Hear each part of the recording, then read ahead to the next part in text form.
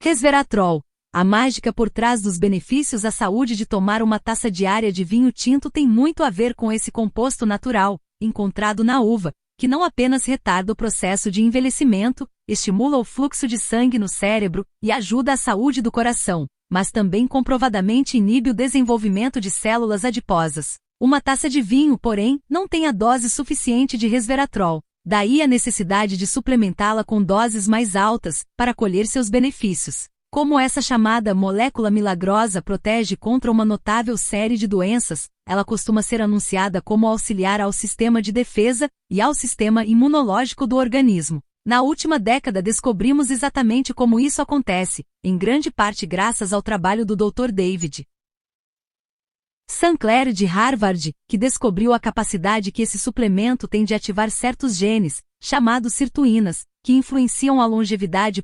5 Em 2010, cientistas da Universidade Northumbria, no Reino Unido, publicaram um estudo no American Journal of Clinical Nutrition que discutia por que, exatamente, o resveratrol consegue ser tão eficiente na otimização das funções cerebrais. 6 No estudo, explicam os autores, deu-se resveratrol a 24 estudantes e registraram-se fortes aumentos no fluxo de sangue no cérebro ao realizar exercícios mentais. E quanto mais difícil a tarefa, maior o efeito do resveratrol. Quer isso signifique ou não que todos nós deveríamos tomar resveratrol antes de embarcar numa tarefa mais séria, como um teste ou uma entrevista, é uma questão em aberto. Mas o que sabemos por hora é que podemos fazer bem ao cérebro com o acréscimo de uma modesta dose diária. E veja bem, eu disse modesta. Embora acima eu tenha insinuado que doses muito altas são necessárias para colher benefícios, doses equivalentes a beber centenas de garrafas de vinho. Estudos mais recentes demonstraram claramente que doses menores, de 4,9 mg diários, conferem efeitos positivos. Cúrcuma. A cúrcuma, cúrcuma longa, integrante da família do gengibre, é tema de intensas pesquisas científicas, muitas delas para avaliar os efeitos anti-inflamatórios e antioxidantes que vêm de seu ingrediente ativo, a curcumina. A cúrcuma é um tempero que dá a cor amarelada ao pó do curry, e como mencionei acima, é usada há milhares de anos nas medicinas chinesa e indiana como medicamento natural para uma série de males. Em um estudo para o American Journal of Epidemiology, pesquisadores investigaram a correlação entre o nível de consumo de curry e as funções cognitivas em idosos asiáticos. 7 Aqueles que consumiam curry, ocasionalmente, e quentemente ou muito quentemente tiveram resultados muito melhores em testes específicos criados para medir as funções cognitivas, em relação àqueles que nunca, ou raramente ingeriam curry. Uma das armas secretas da curcumina é a capacidade de ativar genes que produzem uma vasta gama de antioxidantes que servem para proteger nossas preciosas mitocôndrias. Ela também melhora o metabolismo da glicose. Todas essas propriedades ajudam a reduzir o risco de doenças cardíacas. A menos que você prepare um monte de pratos com curry em casa, provavelmente você não obterá muita cúrcuma em sua dieta regularmente. Probióticos. Novas e impressionantes pesquisas mostraram que ingerir alimentos ricos em probióticos, micro-organismos vivos que auxiliam as bactérias residentes no nosso intestino, pode influenciar o comportamento do cérebro e ajudar a aliviar o estresse, a ansiedade e a depressão. 8, 9, 10 Essas tribos de bactérias boas, que moram no seu intestino e auxiliam a digestão, são estimuladas e nutridas pelos probióticos. Eles desempenham um papel na produção, na absorção e no transporte de substâncias neuroquímicas como a serotonina, a dopamina e o fator de crescimento nervoso, essenciais para um cérebro saudável e para a função nervosa. Compreender como isso acontece requer uma aula rápida sobre a ciência da comunicação do cérebro da microflora intestinal. 11 É fato que o intestino é o seu segundo cérebro. 12 É uma área de pesquisas atuantes e fascinantes, e muitas delas, nos últimos anos, demonstraram a existência de uma via de comunicação íntima entre o cérebro e o sistema digestório. Por esse canal de mão dupla, o cérebro recebe informações sobre o que está ocorrendo em seu intestino, enquanto o sistema nervoso central envia informação de volta ao intestino, para garantir o funcionamento ideal. Essa transmissão em vai-vem nos possibilita controlar o comportamento alimentar e a digestão, e até mesmo ter um sono reparador à noite. O intestino também envia sinais hormonais que transmitem ao cérebro sensações de saciedade, fome e até dor provocada por inflamação intestinal. Nas doenças e males que afetam o intestino, como doença celíaca não controlada, síndrome do intestino irritável ou doença de Crohn, o intestino pode ter uma influência decisiva no bem-estar e como nos sentimos. Se dormimos bem, qual o nosso nível de energia, quanta dor sentimos e até como pensamos? Atualmente, os pesquisadores estão investigando o possível papel de algumas cepas de bactérias intestinais sobre a obesidade, desordens gastrointestinais funcionais e inflamatórias, dores crônicas, autismo e depressão. Também estão investigando o papel que essas bactérias desempenham em nossas emoções.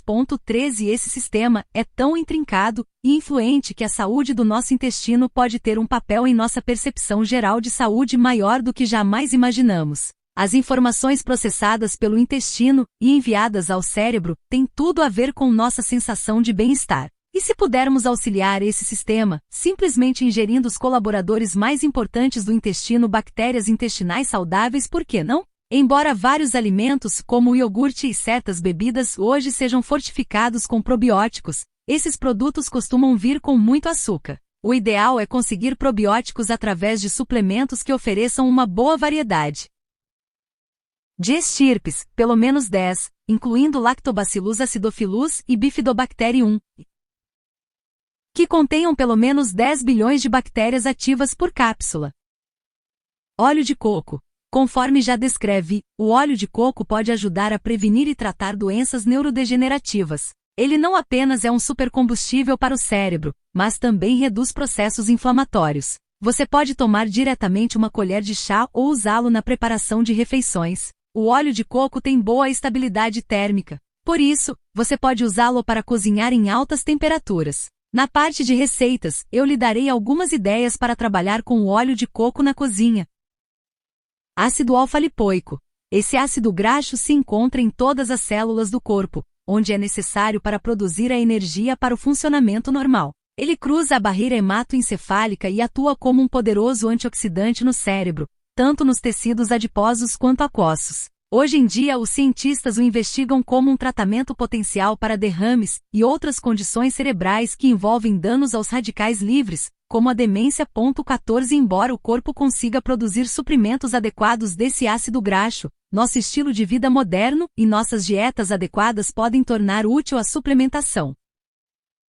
Vitamina D. É um erro chamar a vitamina D de vitamina porque, na verdade, ela é um hormônio esteroide lipossolúvel. Embora a maioria das pessoas a associe simplesmente à saúde dos ossos e ao nível de cálcio, daí ser ela adicionada ao leite, a vitamina D tem efeitos de longo alcance sobre o corpo, especialmente sobre o cérebro. É sabido que existem receptores de vitamina D em todo o sistema nervoso central.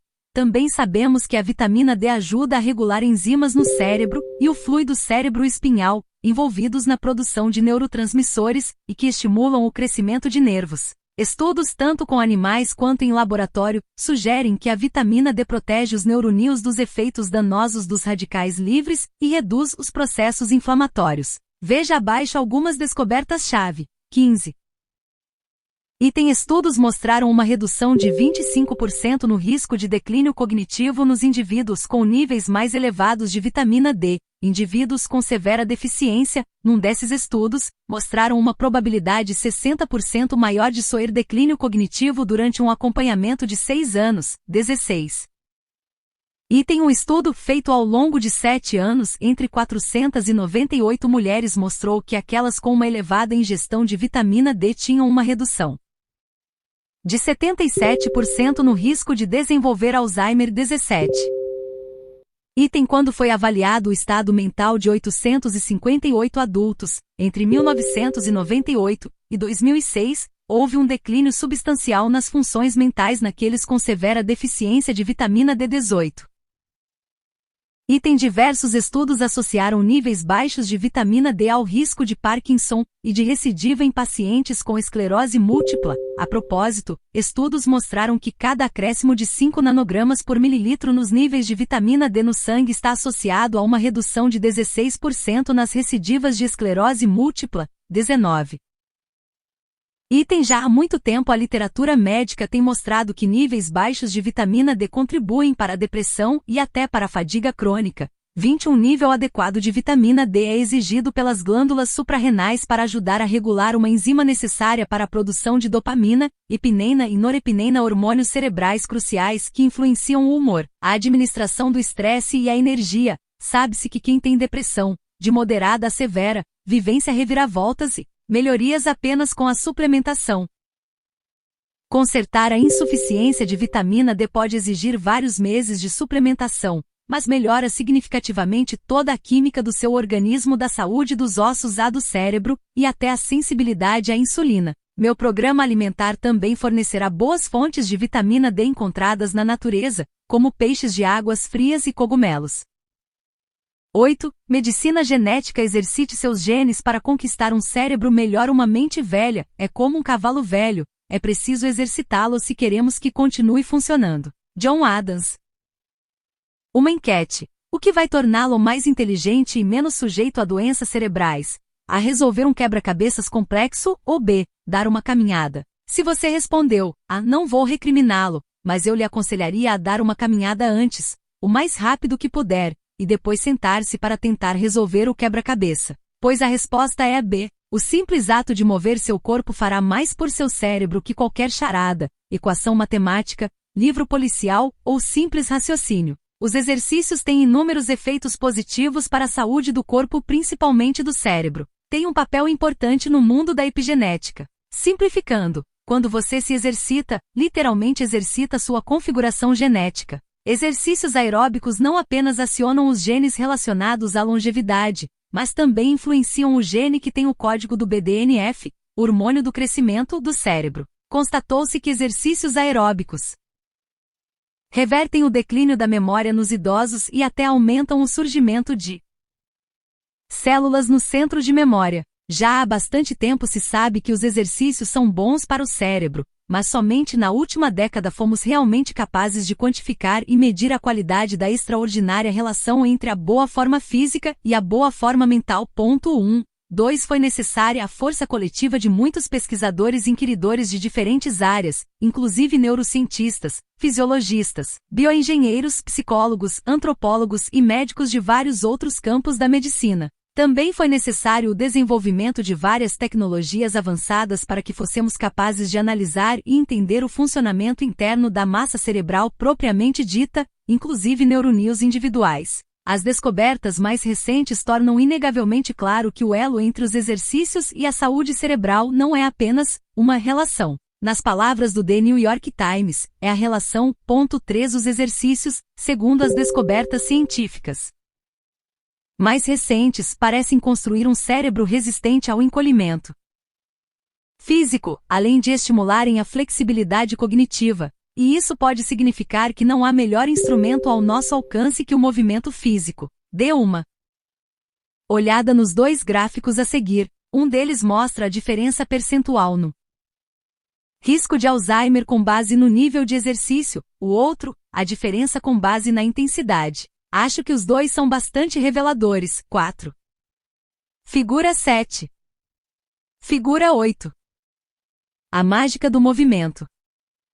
Como seres humanos, sempre fomos fisicamente ativos, até bem recentemente. A tecnologia moderna nos propiciou o privilégio de uma existência sedentária. Virtualmente tudo de que necessitamos nos dias de hoje está disponível sem que tenhamos que exercer muito esforço, tampouco sair da cama. Mas nosso genoma, ao longo de milhões de anos, evoluiu num estado de constante desafio, do ponto de vista físico, na busca por comida. Na verdade, nosso genoma tem a expectativa de exercícios quentes e ele exige exercícios aeróbicos regulares para sustentar a vida. Mas, infelizmente, muito poucos de nós respeitam essa exigência atualmente. E as doenças crônicas e a elevada taxa de mortalidade estão aí para mostrar isso. A ideia de que o exercício possa nos tornar mais inteligentes intrigou não apenas pesquisadores tradicionais em laboratórios de biomedicina, mas também antropólogos em busca de pistas sobre a formação da humanidade ao longo dos milênios. Em 2004, a revista Nature publicou um artigo dos biólogos evolucionistas Daniel e Lee Berman, de Harvard, e Dennis M. Bramble, da Universidade de Utah, afirmando que sobrevivemos tanto tempo na história em virtude de nossas proezas atléticas. 5 Nossos ancestrais das cavernas foram capazes de suplantar os predadores e caçar presas valiosas como alimento, que permitiram a sobrevivência gerando refeições e energia para procriar. E esses campeões de resistência precoces passaram seus genes adiante. É uma bela hipótese. Fomos projetados para ser atletas, de modo a viver tempo bastante para procriar. O que quer dizer que a seleção natural levou os primeiros humanos a evoluir de modo a se tornarem seres tremendamente ágeis, desenvolvendo pernas mais longas, dedos dos pés atarracados e ouvidos internos complexos, que nos ajudam a manter o equilíbrio e a coordenação ideais, quando de pé, e caminhar em apenas 2 pés, em vez de usar 4 apoios. Durante muito tempo, a ciência foi incapaz de explicar por que nossos cérebros ficaram tão grandes desproporcionais, quando se leva em conta o tamanho de nosso corpo. Os cientistas evolucionistas do passado gostavam de falar de nossos hábitos carnívoros e de nossa necessidade de interação social. Ambas exigiam complexos padrões de raciocínio, para caçar e matar, assim como se relacionar com os demais. Mas hoje os cientistas dispõem de outro ingrediente para a mistura, a atividade física. Segundo as últimas pesquisas, devemos nossos incríveis cérebros à necessidade de pensar e à necessidade de correr. Para chegar a essa conclusão, os antropólogos buscaram padrões entre o tamanho do cérebro e a resistência de muitos animais, de porquinhos da Índia a camundongos, de lobos a carneiros. 6 Eles perceberam que as espécies com a maior capacidade inata de resistência também tinham os maiores volumes cerebrais em relação ao tamanho do corpo. Em seguida, os pesquisadores levaram a experiência um passo além, estudando camundongos e ratos criados expressamente para serem maratonistas. Foi criada uma linhagem de animais de laboratório excelentes em corridas, através do cruzamento entre aqueles que corriam mais nas rodas de atividade. Foi aí que a verdade começou a vir à tona.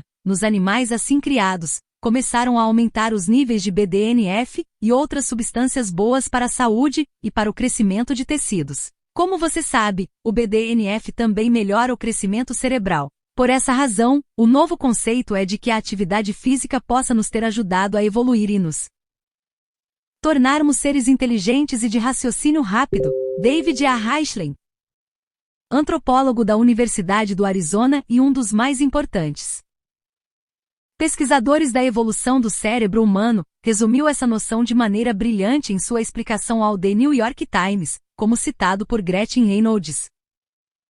Os mais atléticos e ativos sobreviveram, e assim como os camundongos de laboratório, passaram adiante as características fisiológicas que melhoravam sua resistência, inclusive níveis elevados de BDNF. Por fim, esses atletas precoces vieram a ter BDNF suficiente correndo em seus organismos para que parte migrasse dos músculos para o cérebro, onde ele passou a estimular o crescimento de tecido cerebral. 8. Com uma capacidade turbinada de pensar, raciocinar e planejar, os primeiros humanos podiam aguçar as habilidades necessárias para sobreviver, como caçar e matar as presas. Eles se beneficiaram de um círculo virtuoso. Não apenas mexer-se os tornava mais inteligentes, mas as mentes aguçadas também lhes permitiam manter-se em movimento e mover-se de forma mais eficiente. Ao longo do tempo, os seres humanos viriam a adotar raciocínios complexos e inventar coisas como a matemática, os microscópios e os MacBooks. A conclusão é que, se a atividade física nos ajudou a desenvolver os cérebros que utilizamos hoje, é seguro dizer que precisamos de exercício para manter esse mesmo cérebro, sem falar em continuar a evoluir rumo a uma espécie mais inteligente, mais rápida e mais esperta. Seja rápido e ágil. A biologia que explica como os exercícios podem ser tão benéficos à saúde cerebral vai muito além do argumento de que estimula o fluxo sanguíneo para o cérebro, e com isso, traz os nutrientes necessários para o crescimento e a manutenção das células. De fato, o fluxo sanguíneo no cérebro é algo positivo, mas isso já era sabido. As descobertas científicas mais recentes que explicam a mágica do movimento que protege e preserva as funções cerebrais são espantosas. Podem ser resumidas em 5 benefícios: o controle das inflamações, o aumento da sensibilidade à insulina, a influência no melhor controle do açúcar no sangue, a expansão do tamanho do centro da memória e, como já mencionei, a elevação dos níveis de BDNF. Algumas das pesquisas mais interessantes foram realizadas nos últimos 2 ou 3 anos. 9 Em 2011, o Dr. Justin S. Rhodes e sua equipe, no Instituto Beckman de Ciência e Tecnologia Avançadas, na Universidade de Illinois, fizeram algumas descobertas usando 4 grupos de camundongos em 4 modos de vida diferentes. 10 Um grupo levou uma vida de luxo em um ambiente que incluía refeições fartas, boas para camundongos, castanhas, utas, queijos e água com sabores, além de vários brinquedos divertidos para explorar, como espelhos, bolas e túneis. O segundo grupo teve acesso às mesmas iguarias e brinquedos, mas suas residências incluíam rodas de atividade. As gaiolas do terceiro grupo pareciam um hotel de uma estrela, nada tinham de extraordinário, e a comida dos camundongos era comum. Ao quarto grupo de camundongos também faltava acesso aos confortos e à comida sofisticada, mas suas casas tinham rodas de atividade. No começo do estudo, os camundongos passaram por uma série de testes cognitivos e lhes injetaram uma substância que permitia aos pesquisadores acompanhar as alterações em suas estruturas cerebrais. Ao longo de vários meses, os cientistas deixaram os ratos fazer o que bem entendessem em seus respectivos lares. Depois disso, os pesquisadores voltaram a testar as funções cognitivas dos camundongos e examinaram seus tecidos cerebrais. A única variável que se destacou claramente acima de todas as demais foi se os camundongos dispunham, ou não, de uma roda de atividade. Não importava se tinham outras coisas com que brincar em suas gaiolas. Os animais que se exercitaram eram aqueles que tinham os cérebros mais saudáveis e o melhor desempenho nos testes cognitivos. Aqueles que não corriam, mesmo vivendo num mundo com outros estímulos, não apresentaram melhora cognitiva. Os pesquisadores estavam observando, especificamente, melhoras cognitivas que implicassem um ganho no raciocínio complexo e na solução de problemas. Apenas os exercícios físicos se mostraram fundamentais para essa melhoria. Sabemos que o exercício enseja a geração de novas células cerebrais. Os cientistas conseguiram medir esse efeito simplesmente comparando camundongos e ratos que correram durante algumas semanas em comparação com aqueles que eram sedentários. Os animais que corriam tinham 2 vezes mais neuroníons novos em seus hipocampos que os ratos de sofá. Outros estudos observaram que tipos de exercícios são os mais eficientes. Em 2011, quando um grupo de 120 homens e mulheres idosos foi dividido em 2 subgrupos, um praticou um programa de caminhadas e o outro, alongamentos. Os caminhantes prevaleceram. 11 Ao final de um ano, aqueles apresentaram hipocampos maiores e níveis mais altos de BDNF em suas correntes sanguíneas. Estes últimos, por sua vez, tiveram perda de volume cerebral, em razão da atrofia normal, e não se saíram tão bem nos testes cognitivos. Observe os resultados. Figura 9. Qualquer que seja a atividade, temos provas suficientes para afirmar com segurança que os exercícios não precisam ser exaustivos para ser eficazes para o cérebro. Faça novas redes nascerem. Os exercícios mostraram não apenas induzir o crescimento de novos neuroníons no cérebro, mas os cientistas revelaram o verdadeiro milagre que ocorre: a construção de novas redes. Uma coisa é fazer surgir novas células cerebrais, outra é organizar essas células numa rede que funciona harmonicamente. Nós não nos tornamos mais espertos apenas pela produção de novas células cerebrais. Precisamos ser capazes de interconectar essas células na rede neural existente. Do contrário, elas vagarão sem rumo e acabarão morrendo. Uma maneira de fazer isso é aprender coisas novas. Em um estudo de 2007, neuroníons recém-nascidos de camundongos se integraram às redes cerebrais quando eles aprenderam a se orientar num labirinto aquático. 12 Essa é uma tarefa que exige mais força cognitiva que capacidade física. Os pesquisadores também observaram que as novas células tinham limitações em relação àquilo que conseguiam fazer. Não eram capazes, por exemplo, de ajudar os camundongos a realizar outras tarefas cognitivas além do labirinto. Para fazer isso, os camundongos teriam que fazer esforço físico, o que estimularia essas células novas a se tornar ágeis e cognitivamente flexíveis. E é aí que mora o benefício oculto dos exercícios: eles tornam os neuroníons ágeis e flexíveis para várias tarefas diferentes. Não sabemos como os exercícios facilitam as transformações da mente em nível molecular, mas sabemos que o BDNF tem influência, fortalecendo as células e os axônios, enrijecendo as conexões entre os neuroníons e desencadeando a neurogênese. Esta aumenta a capacidade do cérebro de aprender coisas novas, o que, por sua vez, fortalece essas novas células cerebrais e reforça ainda mais a rede neural. Lembre-se ainda de que níveis mais elevados de BDNF estão relacionados a uma redução do apetite. Por isso, para aqueles indivíduos incapazes de controlar o apetite, isso representa mais um motivo para se exercitar. Com a compreensão da relação do BDNF com o exercício, os pesquisadores passaram a examinar o efeito do exercício físico em pessoas que têm risco ou já sofrem de transtornos e doenças cerebrais. Num artigo recente, para o Journal of the American Medical Association, o professor Nicola Lautenschlager, da Universidade da Austrália Ocidental, descobriu que indivíduos idosos que se exercitaram regularmente por um período de 24 semanas tiveram uma melhora de 1.800% nas medições de memória, capacidade linguística, atenção e outras importantes funções cognitivas. Quando comparados a um grupo de controle. 13, o grupo que se exercitou fez aproximadamente 142 minutos de atividade física semanal, o que dá uma média de 20 minutos diários. Os pesquisadores atribuíram essa melhora a um fluxo sanguíneo superior, ao surgimento de novos vasos sanguíneos e de novas células cerebrais e a uma melhora da plasticidade do cérebro. No estudo